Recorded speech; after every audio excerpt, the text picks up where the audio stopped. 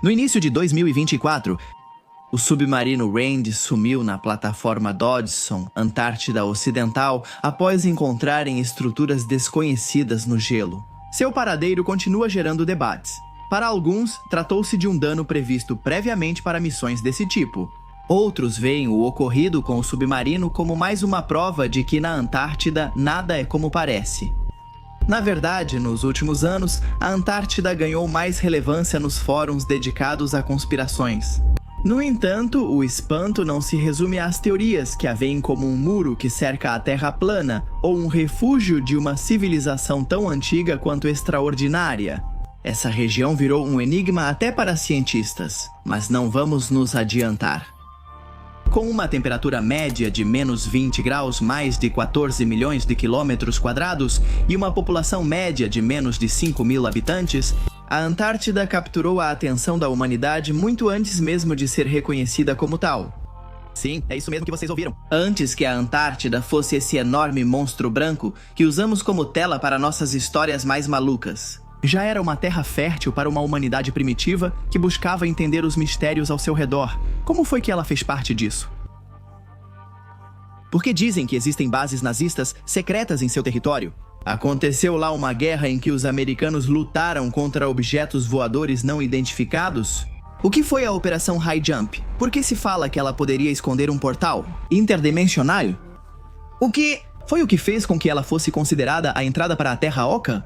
Que segredo guarda o ecossistema sob quilômetros de gelo? É verdade que na Antártida pode estar a cicatriz deixada pelo evento mais mortal já sofrido pelo nosso mundo? Para responder a essas e outras perguntas, primeiro vamos analisar o que sabemos sobre esse continente. Os tratados que hoje regem sobre ele e sua utilização no calendário oficial. Agora convidamos vocês a descer conosco por esse iceberg até as curiosidades mais interessantes da Antártida.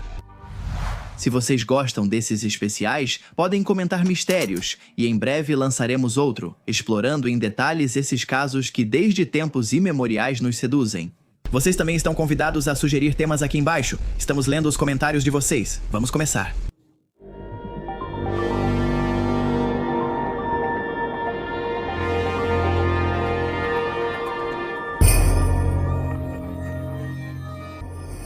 Por séculos, a Antártida foi apenas uma suspeita, não um território. Não existiam cartas náuticas nem no olhar do mundo, mas sim no pensamento. Os antigos gregos, fascinados pela simetria do cosmos, estavam convencidos de que deveria existir uma terra no hemisfério sul que equilibrasse as massas do norte. Eles a chamaram de Terra Australis Incognita ou Terra Austral Desconhecida. Era uma invenção geométrica antes de geográfica, um ato de fé na ordem do universo, mas ninguém a vira. Durante a Idade Média, quando os mapas eram híbridos entre o real e o simbólico, o extremo sul era um espaço de projeções.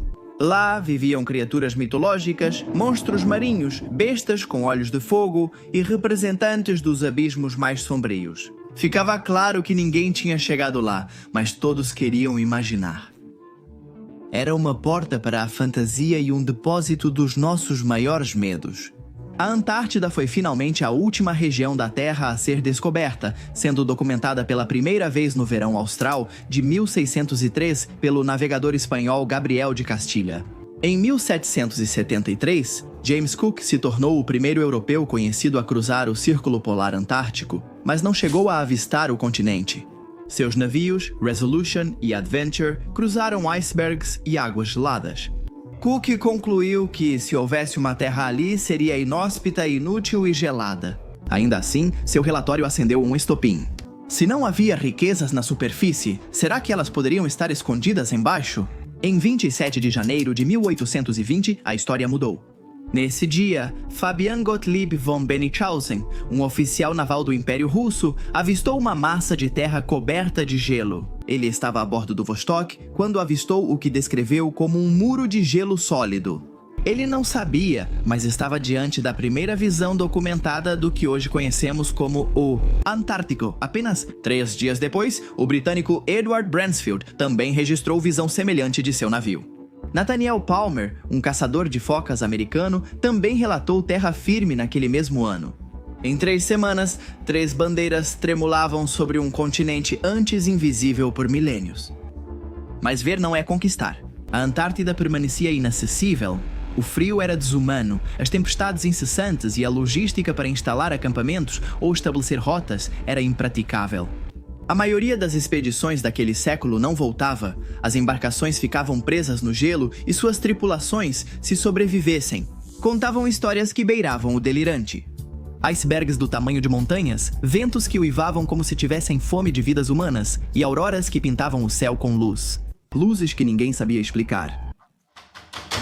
Apesar de tudo, o mito havia caído, a Antártida era real.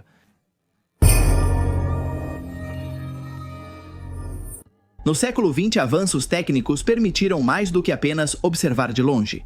Em 1911, o explorador norueguês Roald Amundsen se tornou o primeiro ser humano a chegar ao Polo Sul, vencendo por semanas o britânico Robert Falcon Scott, cuja expedição terminou em tragédia. O triunfo norueguês e a morte britânica capturaram a atenção do mundo.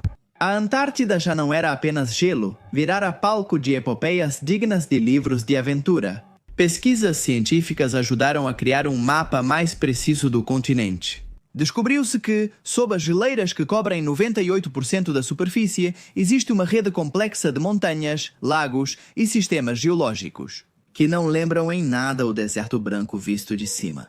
Em particular, a Cordilheira Transantártica, uma cadeia montanhosa com mais de 3.500 quilômetros de extensão, divide o continente em duas regiões geológicas distintas, a Antártida Ocidental e a Oriental. As evidências de fósseis em rochas encontradas lá revelaram que, há mais de 200 milhões de anos, a Antártida fazia parte do supercontinente Gondwana e tinha um clima ameno, com florestas e uma vida animal diversificada. Em outras palavras, a Antártida que conhecemos hoje é apenas a casca congelada de um mundo antigo e esquecido. Isso a tornou cobiçada por muitos. Em uma realidade onde cada centímetro do mapa foi reivindicado, dividido e defendido com fogo, esse continente continuava sem pertencer a ninguém. No entanto, não ter dono não significa que esteja livre de desejo. Ao longo do século XX, quando o continente gelado deixou de ser apenas uma curiosidade científica para se tornar um espaço de projeção política, as grandes potências começaram a olhá-lo de outra forma. Sob a maior superfície de gelo do mundo, esconde-se algo mais do que geleiras. Petróleo, minerais raros, água doce em quantidades imensuráveis. E uma localização estratégica que, em tempos de Guerra Fria, o transformava em uma peça-chave no tabuleiro global. Foi então que se formou um dos acordos mais incomuns da história moderna. Corria o ano de 1959. O mundo vivia sob a tensão constante de um confronto latente entre dois blocos irreconciliáveis, Estados Unidos e União Soviética. A corrida armamentista, a expansão ideológica e a luta por cada metro de influência geográfica ameaçavam acender a centelha de um conflito global.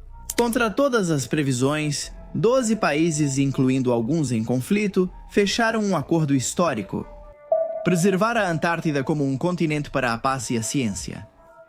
O Tratado da Antártida foi assinado em 1º de dezembro de 1959 e entrou em vigor em 23 de junho de 1961. Os signatários originais foram Argentina, Austrália, Bélgica, Chile, França, Japão, Nova Zelândia, Noruega, África do Sul, Reino Unido, Estados Unidos da América e União Soviética. Os pilares do acordo eram claros: a Antártida só pode ter uso pacífico, e era proibida a instalação de bases militares, testes de armas nucleares e eliminação de resíduos radioativos. Além disso, era garantida a liberdade de pesquisa científica e a cooperação entre as nações. O tratado determina que não se reconhecem nem rejeitam reivindicações territoriais existentes, e novas não podem ser feitas. A Antártida tornava-se assim o único continente fora do domínio das soberanias nacionais. Ainda assim, o tratado não eliminou os interesses territoriais. 9 países fizeram reivindicações de soberania sobre diferentes setores do continente, alguns dos quais se sobrepõem entre si. Para citar um exemplo, as reivindicações da Argentina, do Chile e do Reino Unido coincidem parcialmente, criando uma situação diplomática complexa, mas congelada pelo acordo. Essas reivindicações geralmente se baseiam em critérios geográficos, históricos ou de proximidade. A Argentina, por exemplo, mantém presença ininterrupta no continente desde 1904 com a base Orcadas. O Chile também incentivou a migração de famílias para a base Presidente Eduardo Frei, reforçando sua presença. O Reino Unido fundamenta sua reivindicação em expedições passadas e herança colonial. O tratado permite que essas reivindicações existam como uma espécie de documento em espera, mas impede qualquer ação concreta para fazê-las valer. Assim, a Antártida se torna um espaço de disputa contida. Um dos aspectos mais marcantes do regime antártico é sua aparente neutralidade científica. As bases instaladas pelos países signatários do tratado operam sob o pretexto da pesquisa, e muitas, de fato, produzem descobertas valiosas sobre climatologia, astronomia, geologia, glaciologia e biologia extremófila. Mas essa fachada de cooperação científica convive com outra realidade.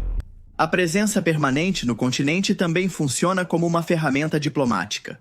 Os países que mantêm atividade contínua na Antártida adquirem status consultivo dentro do tratado, o que lhes dá poder de voto sobre as decisões futuras. Resumindo, quem pesquisa mais tem mais poder.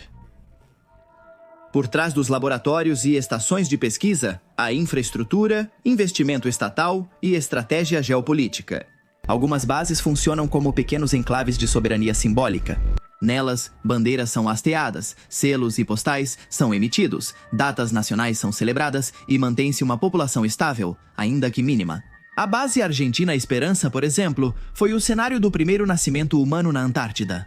Em 7 de janeiro de 1978, Emílio Marcos de Espalma veio ao mundo nesse extremo gelado. Não foi por acaso, o nascimento integrou uma política estatal para reforçar a reivindicação territorial. Isso faz parte da história moderna. O território, antes do tratado, já tinha suas polêmicas e havia sido altamente cobiçado pelos nazistas, dando origem a uma das histórias mais fantásticas das quais temos registro. No final da década de 1930, enquanto a Europa começava a estremecer com o avanço do Terceiro Reich, um eco distante surgia do canto mais desolado do planeta. Não vinha da frente ocidental, nem do leste, nem sequer do norte. Vinha do sul profundo, do último canto inexplorado da Terra, a Antártida. Assim, durante sua expansão política, econômica e territorial, a Alemanha nazista voltou-se para o continente branco. O que era um deserto de gelo para muitos, para Hitler e seu círculo era uma nova fronteira a conquistar. Assim nasceu um dos episódios mais estranhos e posteriormente mais manipulados da história polar, a expedição nazista a Neuschwanland. Em dezembro de 1938, partiu do porto de Hamburgo o navio Schwabenland, carregado com mais de 80 tripulantes, cientistas, cartógrafos militares e 2 hidroaviões Dornier-Wal, que seriam fundamentais para a missão. A expedição, oficialmente liderada pelo capitão Alfred Richter, tinha como objetivo explorar uma porção do continente antártico, até então inexplorada, e reivindicá-la para o Reich. A missão contava com um forte apoio do Ministério da Alimentação e Agricultura, e um dos seus objetivos declarados era encontrar locais apropriados para a pesca e a caça de baleias. Em um momento em que a Alemanha buscava o autoabastecimento e reduzir sua dependência de importações, no entanto, outros objetivos, mais estratégicos e menos explícitos, também pareciam estar em jogo. Durante sua estadia na Antártida, os hidroaviões realizaram mais de 15 voos e tiraram mais de 11 mil fotografias aéreas da região. Os pilotos lançaram bandeiras metálicas com suástica para marcar o território como propriedade alemã. A região foi batizada de Nova Suábia, em homenagem à região da Suábia e ao navio que os havia levado até lá. Apesar da magnitude da expedição, não há provas de que tenha sido estabelecida uma base permanente. Não foi construída nenhuma infraestrutura significativa, nem deixaram pessoal no continente. O Schwabenland retornou à Alemanha em abril de 1939, apenas alguns meses antes do início da Segunda Guerra Mundial. Até aqui, os fatos históricos comprovados. Depois da guerra, com o colapso do Terceiro Reich e a fuga de muitos líderes nazistas, foi quando o mito tomou forma. Começou-se a especular que alguns altos escalões do regime, incluindo cientistas da SS e membros do círculo esotérico Thule, haviam retornado à Antártida para construir uma base secreta escondida sob o gelo. Essa instalação ficaria conhecida em círculos conspiratórios como Base 211. Segundo a teoria, os nazistas teriam levado tecnologia avançada, como protótipos de armas e objetos voadores, para montanhas sob o gelo. Alguns até afirmam que encontraram acesso a túneis naturais que os levaram a um mundo interior.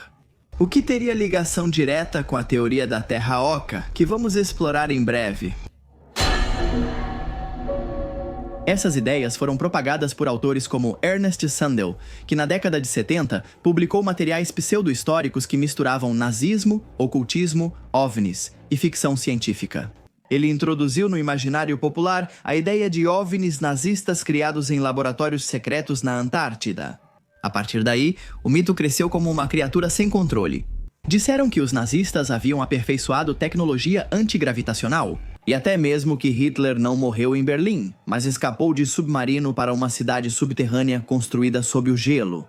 Todas essas teorias carecem de evidências verificáveis. Não existem documentos, nem restos de infraestrutura, nem fotografias, nem testemunhos confiáveis que apoiem essas afirmações. Mas, como os mitos, sua força vem da capacidade, não da veracidade. Perdurar. Um dos aspectos mais espetaculares são os rumores que surgiram depois. Rumores que falavam de batalhas secretas entre forças aliadas e supostas defesas aéreas alemãs no Polo Sul.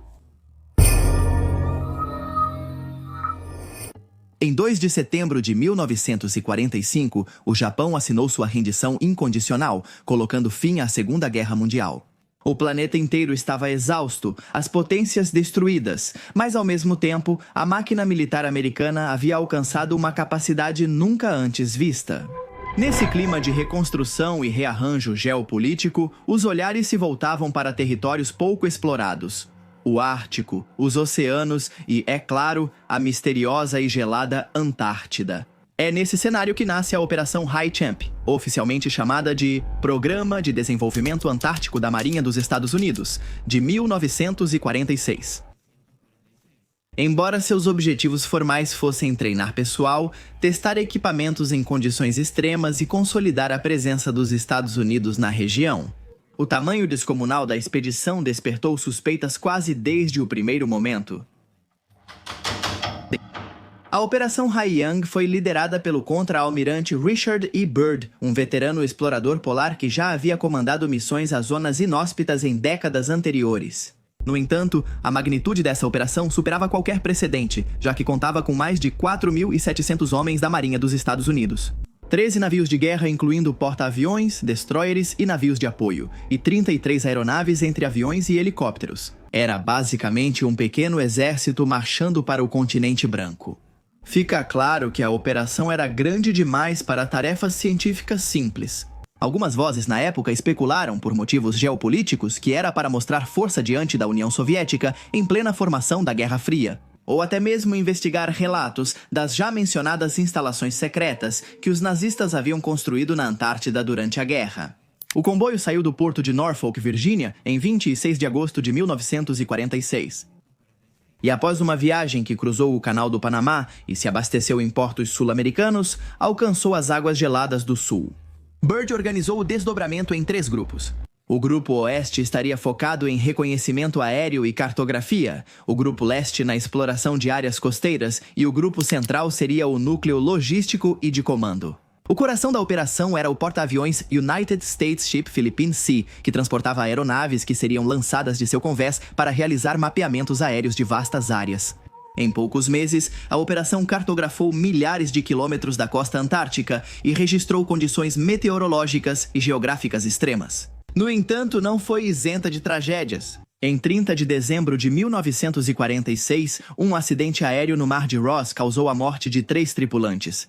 O clima severo, com ventos fortes e temperaturas negativas, danificou equipamentos e causou o cancelamento. Mais impressionante foi que, apesar de estar planejada para durar mais tempo, a missão terminou de forma abrupta em fevereiro de 1947, apenas 6 meses após a partida.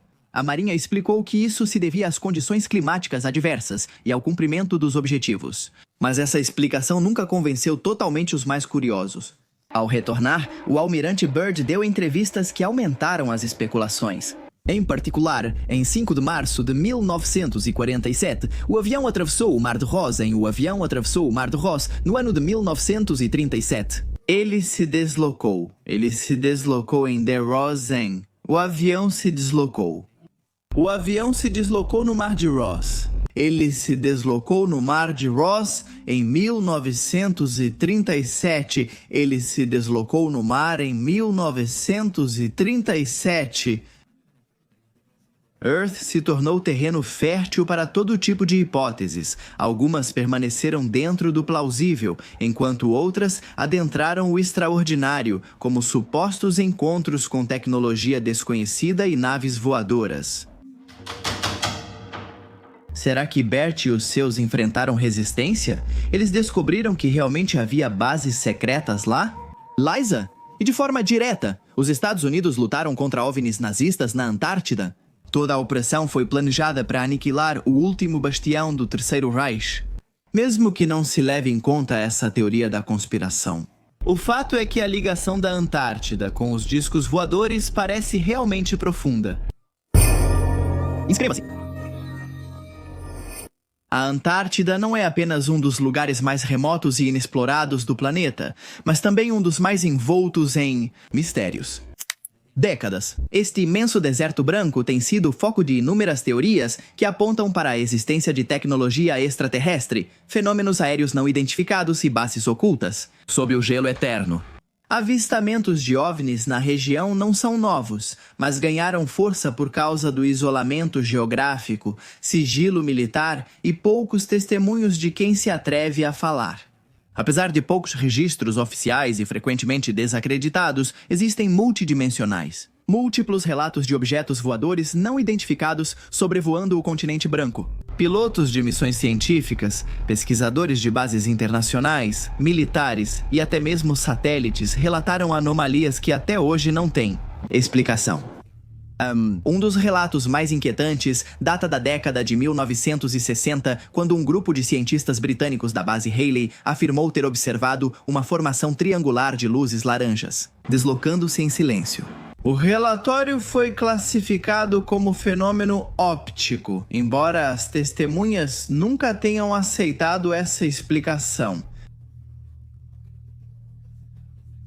Anos depois, em 1985, o engenheiro americano Ronald W. Bell integrou uma missão conjunta na base Asmussen Scott, como revelou em entrevista. Anos depois, ele foi testemunha da descida de uma nave em forma de disco deslocado a vários quilômetros da base, em meio a uma tempestade de neve. Ele afirmou que, após o evento, pessoal militar chegou ao local em questão de horas e que todas as informações foram confiscadas. Em 2001, uma equipe de pesquisadores russos também teria relatado luzes erráticas no céu noturno da Antártida. As descrições falavam de movimentos bruscos, sem som, e de mudanças de direção impossíveis para aparelhos humanos. Não teve fotos, só testemunhos. As imagens de satélite têm desempenhado um papel em alimentar as teorias.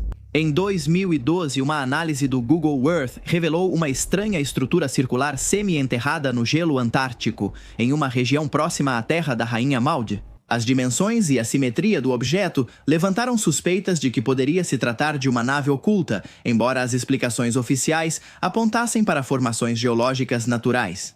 Ainda mais polêmico foi o caso de algumas coordenadas que, ao serem inseridas no Google Earth, mostravam um objeto metálico sobressaindo do gelo, com bordas polidas e forma aerodinâmica. Ou pelo menos é o que dizem alguns. Dias depois, a imagem foi borrada pelo Google, o que só aumentou a suspeita de encobrimento.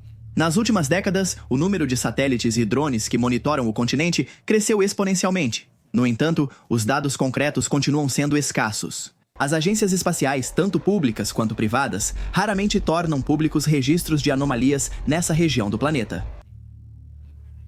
Antártida, inclusive, estão sistematicamente censuradas em imagens de satélite. A grande pergunta é, por quê?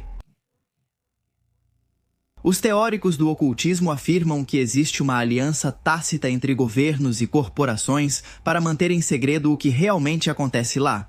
Fala-se de tecnologias de propulsão desconhecidas, civilizações intraterrestres e áreas restritas com presença quase constante de OVNIs. Outros, por sua vez, apontam que o campo magnético antártico, altamente instável, poderia estar relacionado a portais interdimensionais, ou com áreas onde as leis da física, tal como as conhecemos, se comportam de maneira diferente. Em 2006, a Rússia lançou a polêmica produção audiovisual Terceiro Reich, Operação Objeto Voador Não Identificado. Sob uma estética de documentário histórico, a obra reunia depoimentos de militares e historiadores russos para expor uma tese que, embora se apoiasse em fatos já conhecidos, ousava ir muito além. No documentário, afirmava-se que os Estados Unidos lutaram contra os nazistas em 1947. Dizia-se que restavam apenas 2 submarinos alemães sobreviventes na época. Foram localizados posteriormente em uma baía de Buenos Aires, na Argentina. Mas isso não era tudo. Segundo os entrevistados, os nazistas teriam tentado se comunicar com entidades extraterrestres por meio de contato telepático. As supostas canalizações realizadas por médiums teriam fornecido informações-chave a um homem em particular. Victor Schauberger, o cientista alemão que o documentário coloca em uma categoria quase paralela à de Nikola Tesla. Com esses dados, Schauberger teria conseguido desenvolver discos voadores com os quais os nazistas pretendiam mudar o curso da guerra. Mas o ataque aliado era iminente, e o documentário afirma que a decisão foi evacuar aquelas naves para um refúgio secreto nas terras austrais. A produção reservava uma de suas afirmações mais extraordinárias para o final. Segundo seus realizadores, o motivo, pelo polêmico ARP que opera no Alasca, seria o monitoramento de um portal espaço-tempo oculto dentro da Terra. É permitir viagens interestelares por meio de buracos de minhoca? A hipótese mais radical de todo aquele documentário é que o Polo Norte seria a porta de saída e o Polo Sul, a de entrada desse túnel cósmico. Um atalho invisível atravessaria o núcleo do planeta e ligaria à estrela Vega. Como dissemos, na realidade documentada, não há evidência oficial de que a Operação High Champ tenha encontrado nada além de gelo, rochas, fauna polar e condições extremas. No entanto, o halo de mistério nunca se dissipou completamente. Nos anos seguintes, essas ideias se misturaram com teorias, não só sobre OVNIs, bases secretas e buracos de minhoca, mas também sobre civilizações subterrâneas. La Tierra lá. Na interseção entre a ciência, a especulação e a imaginação desenfreada, existe uma teoria que persistiu durante séculos, resistindo ao avanço do conhecimento e desafiando as fronteiras do pensamento racional, a teoria da Terra Oca. Embora desacreditada pela ciência moderna, essa ideia persiste, especialmente ligada a lugares que despertam suspeitas, segredos e longos silêncios. Terra. A Terra poderia ser oca? Não é uma invenção moderna. Na verdade, suas raízes remontam a antigas mitologias e cosmogonias. Desde os mundos subterrâneos dos povos nórdicos e mesoamericanos até as lendas budistas sobre a cidade oculta de Shambhala. A versão moderna do conceito surgiu em 1692 com o astrônomo britânico Edmund Halley. Sim, o mesmo do cometa que, baseando-se em anomalias nas medições do campo magnético terrestre, propôs que nosso planeta era composto por várias camadas concêntricas, cada uma girando de forma independente e com uma atmosfera luminosa própria no interior. Apesar de refutada rapidamente pela comunidade científica, a ideia de um mundo desconhecido sob nossos pés, possivelmente habitado, ganhou força na imaginação coletiva. Ao longo do século XIX e início do século XX, romances, pseudociências e explorações fracassadas passaram a ligar essa ideia a um novo cenário exótico e pouco compreendido. A Antártida, um dos pontos mais fascinantes da teoria da Terra. O ECA afirma que existem enormes aberturas nos polos, uma no Ártico e outra na Antártida, que serviriam como portas de entrada para o mundo subterrâneo.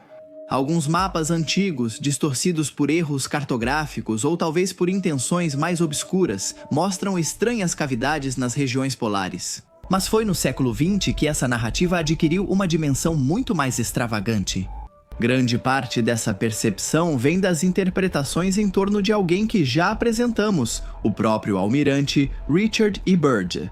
Muitos teóricos da conspiração afirmam que Byrd teria tido um encontro com seres de um mundo subterrâneo, descrito em supostos diários que são considerados apócrifos pelos mais céticos. Lá teriam aparecido frases como, e cito, "O Polo Sul é na verdade uma entrada para um novo mundo." O escritor italiano F. Amadeo Giannini foi o primeiro a mencionar esses diários controversos e polêmicos. 1957. No livro Os Mundos Além dos Polos, ele dizia que o governo dos Estados Unidos da América ameaçou Byrd para que não revelasse o que viu. Esses escritos não têm respaldo documental nem validação científica, mas isso não impediu que fossem replicados em centenas de livros e fóruns na internet. Segundo esses textos, Byrd teria voado ao interior da Terra por uma abertura no gelo, descobrindo um ecossistema quente, mamutes e civilizações avançadas em tecnologia impensáveis para os humanos da superfície.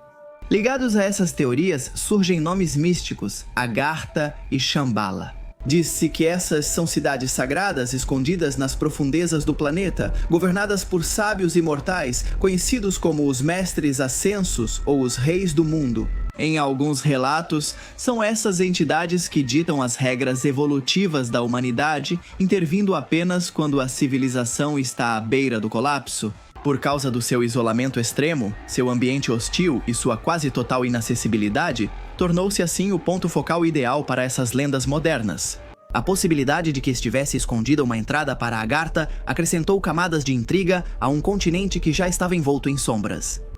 As medições sísmicas, que permitem estudar a estrutura interna do planeta através do comportamento das ondas sísmicas, demonstram que o interior da Terra é composto por camadas sísmicas, sólidas e líquidas. Crosta, manto, núcleo externo líquido e núcleo interno sólido.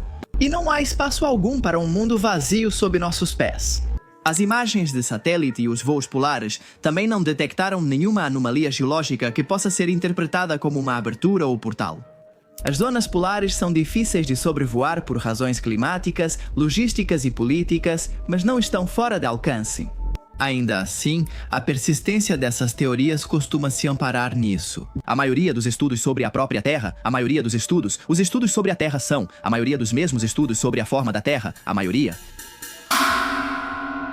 O mais inquietante de tudo isso é que, além da veracidade ou falsidade da teoria da Terra Oca, a Antártida continua funcionando como uma tela sobre a qual projetamos nossos medos, aspirações ocultas e desejo de mistério.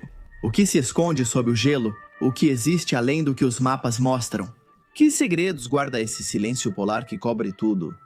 Embora a ciência desminta categoricamente essas teorias, também já admitiu que, de certa forma, é verdade que sob o gelo da Antártida pode existir um mundo inimaginável para nós. Nas profundezas do continente mais frio, isolado e inóspito do planeta, dorme um dos segredos mais bem guardados da Terra, o Lago Vostok. À primeira vista, é apenas mais uma mancha branca na vastidão antártica, mas sob 4.000 metros de gelo sólido, esconde-se um ecossistema completamente isolado do mundo exterior. Um corpo de água doce do tamanho do Lago Ontário, que nunca recebeu luz solar nem contato humano. Até pouco tempo atrás, o Lago Vostok foi descoberto nos anos 1990 com radares de penetração de gelo. Tecnologia que possibilitou a cientistas ver estruturas subglaciais sem perfurar. No começo, ninguém podia acreditar. Um lago líquido sob o gelo da Antártida, alimentado pelo calor geotérmico do subsolo terrestre. Não era uma pequena poça, mas sim uma vasta massa de água com mais de 250 quilômetros de comprimento e 50 quilômetros de largura. Sua existência permitiria descanso. Que forma de vida primitiva, talvez até desconhecida, teria sobrevivido lá embaixo, em completo isolamento durante milhões? Mas essa esperança científica logo ficou envolta em mistério.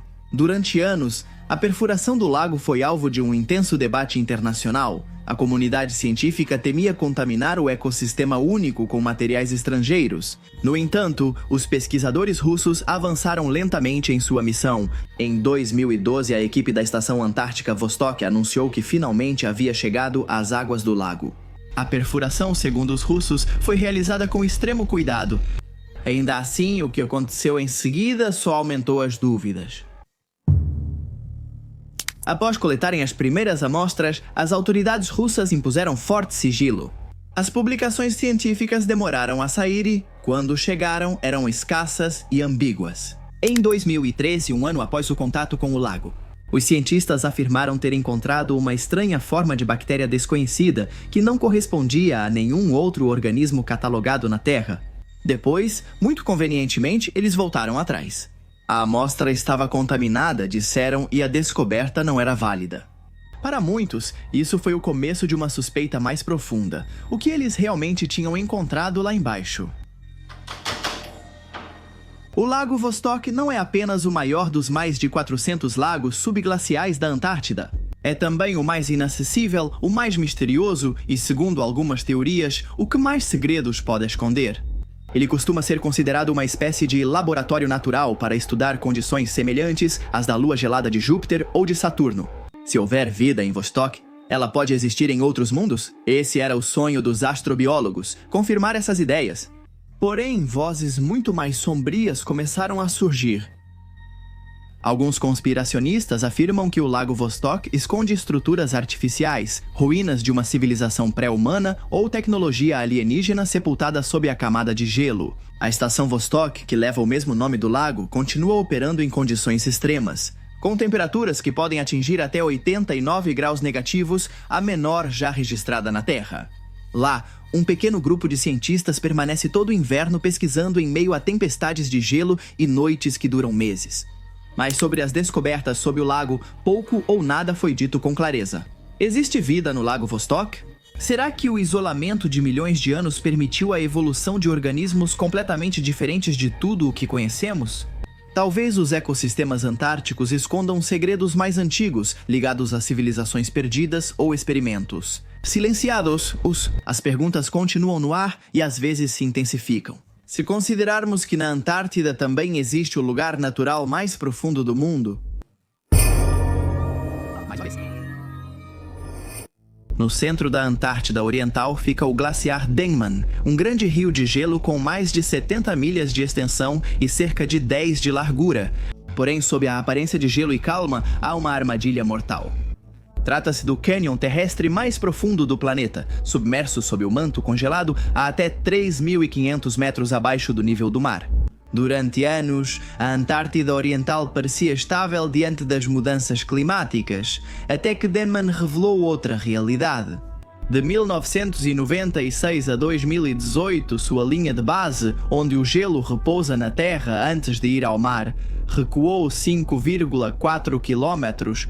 Esse recuo não é simétrico. A leste, uma colina subterrânea o sustenta, mas a oeste ele desaba sobre um leito inclinado para dentro. Uma inclinação retrógrada que facilitaria que a água quente do oceano derretesse o gelo por baixo. Se esse processo avançar demais, pode desencadear uma retirada irreversível. Mais preocupante ainda, as geleiras de Denman derretem em níveis recordes. Pesquisadores do S0 relataram que ela perde cerca de 70 bilhões de toneladas de gelo por ano, um nível que o coloca entre os mais acelerados do continente. Cada fragmento de gelo que cede, cada canal subterrâneo por onde entra água morna, prevê uma transformação climática sem retorno. O recuo do glaciar Denman não é apenas um fenômeno remoto, é um convite urgente para repensar a situação de vulnerabilidade do mundo. Se o glaciar derretesse completamente, o planeta enfrentaria um aumento do nível do mar de 1,5 metro, um número capaz de redesenhar nossas costas.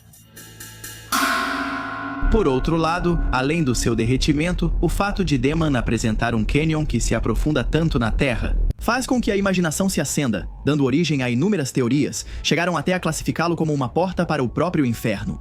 Será que na Antártida está o ponto exato onde começará o colapso da civilização e do mundo moderno como o conhecemos?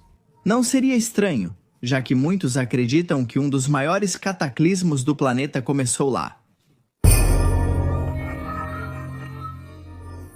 Na vasta e congelada paisagem da Antártida, esconde-se outro dos mistérios geológicos mais inquietantes do nosso tempo.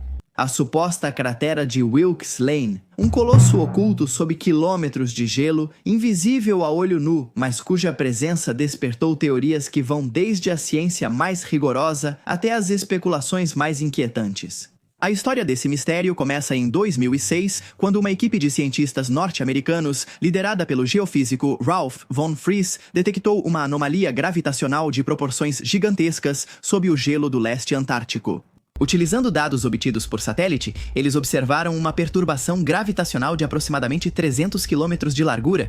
Isso indicava a presença de uma massa densa enterrada sob o gelo da Terra de Wilkes, uma região conhecida por seu isolamento extremo. O que chamou a atenção dos pesquisadores não foi apenas a intensidade dessa anomalia, mas também sua forma circular e sua semelhança com outras estruturas reconhecidas como crateras de impacto na superfície terrestre.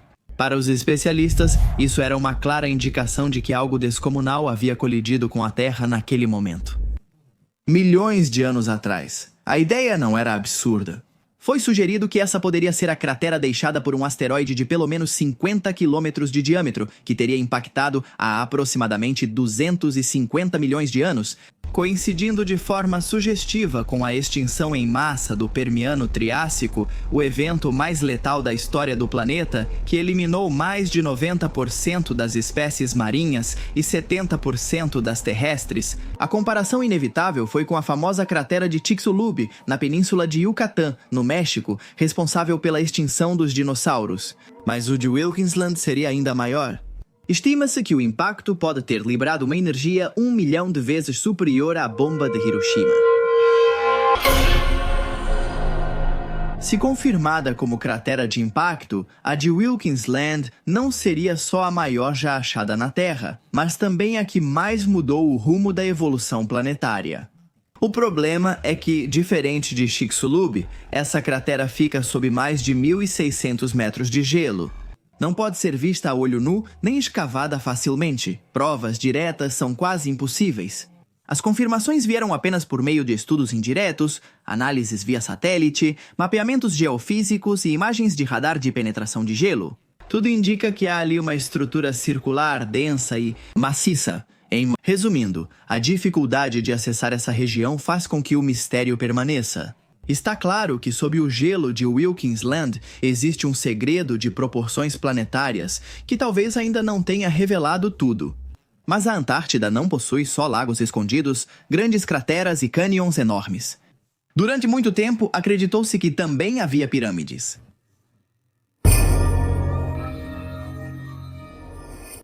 Na imensidão gelada do continente branco, onde as geleiras se misturam com os céus polares, surgiu há anos uma imagem que capturou o inconsciente coletivo.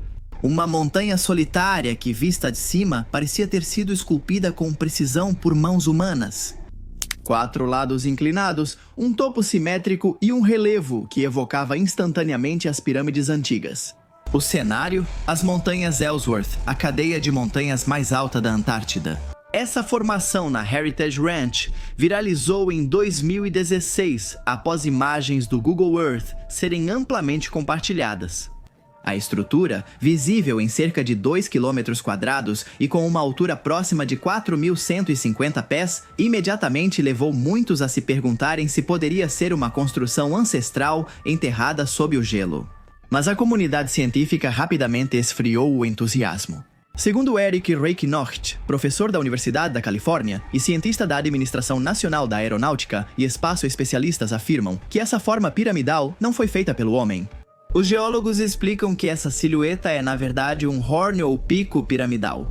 Formação natural resultante da erosão de vários glaciares que desgastam os lados de uma montanha por diferentes ângulos. Cume com várias faces e arestas afiadas. Por sua vez, o geólogo Mitch Darcy, do Centro Alemão de Geociências, ressaltou que, embora essa montanha tenha uma forma incomum, sua origem não é extraordinária. É um nunatak, pico rochoso, que se destaca do gelo polar. A tecnologia de satélite foi essencial para desvendar mistérios da geografia antártica. Ferramentas como radar de abertura sintética e imagens de alta resolução permitem estudar detalhadamente do espaço a forma dessas elevações, confirmando sua natureza geológica, sem indícios de estruturas criadas por civilizações antigas. A mídia sensacionalista e algumas produções televisivas aproveitaram o apelo visual do local para alimentar teorias sem fundamento. Ou será que nada é o que parece e estamos destinados a que os mais poderosos nos mintam sem piedade? Apesar dos avanços, algo na Antártida ainda resiste. Cada expedição é uma vitória contra o desconhecido, mas também um lembrete de quanto ainda não sabemos. Existem áreas completamente inexploradas e centenas de quilômetros quadrados cobertos de gelo há milhões de anos. As condições climáticas, o isolamento e os custos astronômicos de cada missão fazem com que, mesmo hoje, na era dos satélites, a Antártida continue sendo inalcançável. O do continente foi um processo, não um evento. Ele foi avistado, pisado, atravessado, cartografado e simbolicamente dividido entre nações. Mas quem pode afirmar que o conhecemos de verdade? Quando um bloco de gelo se quebra ou a superfície derrete, surgem fósseis, formações geológicas e micro-organismos sobreviventes a condições extremas. A Antártida parece brincar com a curiosidade humana, nos dando peças soltas de um quebra-cabeça cuja imagem final não conhecemos. O Tratado da Antártida possui data de revisão, mas não define vencimento explícito. O Protocolo de Madrid de 1991, que reforça a proteção ambiental da região e proíbe a atividade mineradora, está sujeito à revisão. No ano de 2048, essa data, ainda distante, já gera especulação. O que acontecerá quando o gelo diplomático derreter? Os interesses econômicos sobre a Antártida não desapareceram. Estima-se que sob seu manto branco possam existir vastas reservas de petróleo, gás natural, carvão e minerais estratégicos. Também abriga aproximadamente 70% da água doce do planeta, congelada em suas geleiras. O derretimento acelerado do gelo pelas mudanças climáticas torna os recursos ocultos mais acessíveis e cobiçados. Num futuro próximo, a tentação de romper o consenso por benefício econômico pode gerar novas tensões. Apesar de ser exemplo de cooperação científica internacional, a história mostra que nenhum recurso permanece intocado para sempre no continente branco. Hoje, a Antártida segue como o local menos habitado, poluído e alterado do mundo. Um deserto de silêncio onde cada passo range como se estivéssemos despertando algo adormecido. O que começou como uma lenda cartográfica, hoje é uma presença viva que nos obriga a confrontar os limites da nossa compreensão. O que há lá foi cenário de guerras ocultas, portal para segredos incríveis. Será que saberemos algum dia? O mais provável e terrível é que não. Se algum dia esses gelos deixarem de existir, é porque nossa hora já terá acabado.